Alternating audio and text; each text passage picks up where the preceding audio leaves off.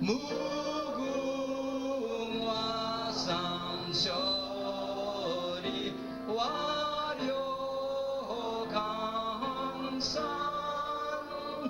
대한 사람 대한으로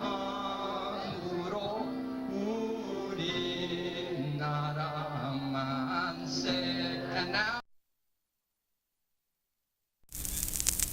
J.K. Dunn, Secretary of Public Relations of the United Korean Committee in America, will speak on Korea Calls. My American friends, tonight Korea calls, as she has steadfastly called to you in friendship since 60 years ago, when the Korean-American Treaty of Amity and Commerce was conceived and signed by the governments of Korea and of the United States, May 22nd, 1882. And by this first Western treaty, and by your American guidance, was Korea brought into the family of nations. Pyongyang city is my hometown. I born over there. I went to school over there. I went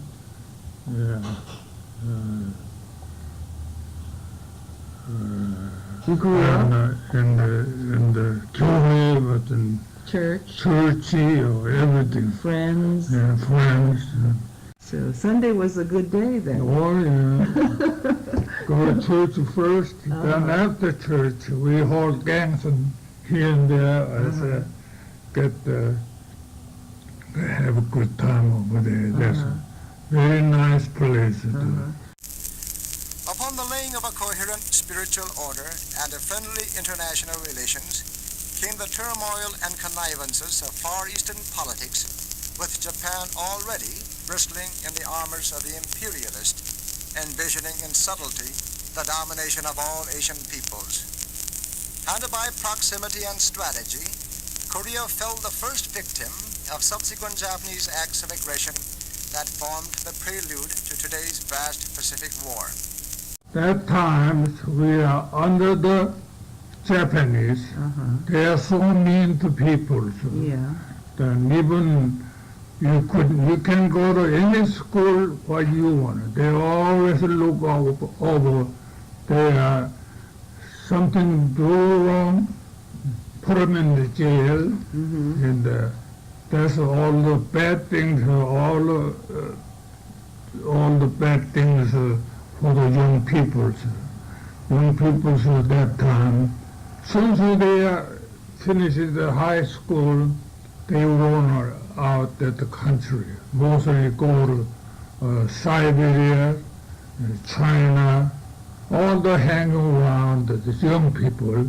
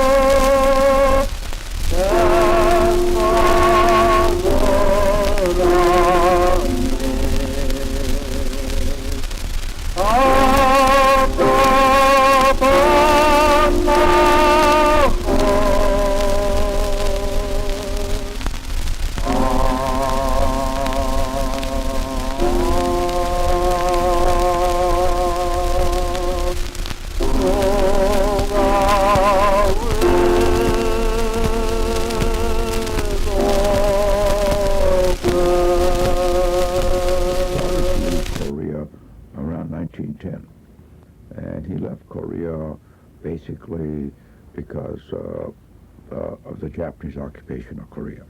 He couldn't stand it. It was his cousin with his older friends his cousin. It was several years older than my father.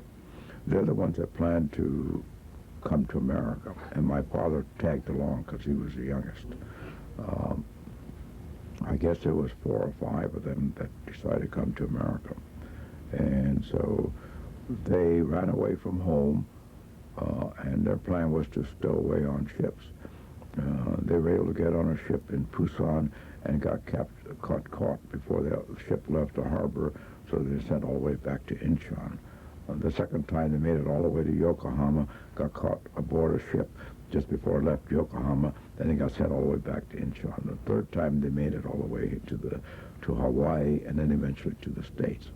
And they landed in Seattle, which was then the port of entry, and they worked their way as migrant farm workers south. When they got to Reedley, everybody stopped except my father. My father couldn't stand that farm life, and being a urban spoiled brat, he continued on to L.A. And he bounced around in L.A., with other Koreans trying to survive, and he ended up being a busboy, whatever he could find to do, bellhop. He even tried working as a houseboy, and that's kind of comical because he got hired by a couple in Beverly Hills, and they asked him if he knew how to cook, and of course he assured them he knew how to cook.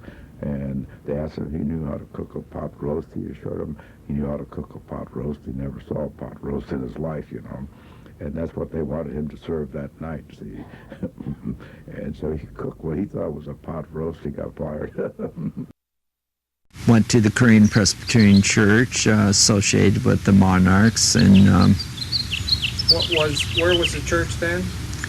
from 1940, I would take a streetcar from Inglewood into number 5 car from Inglewood to Vermont and Exposition, or Martin Luther King today, and transfer to the Vermont car down to Jefferson, then take the J car to the church, or walk from Jefferson to the church, because the church was located about 4 or 5 blocks from corner of Vermont and Jefferson. That's where it is now. Yeah, it's where it's currently, 1372 West Jefferson, the old chapel. At that time, Luke Kim, Dr. Sung-Nak Kim, was the pastor. His preaching was in Korean, and I didn't understand enough Korean to understand his preaching. Ralph always asks a question he didn't ask you, which is, when was the first time you realized you were Korean?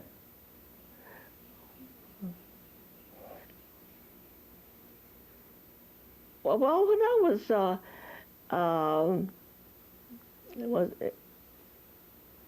when I was a child, somehow someone would ask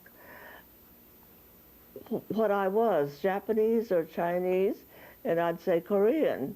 And then they'd say, a Korean? What's a Korean? They didn't know about Koreans like they do now.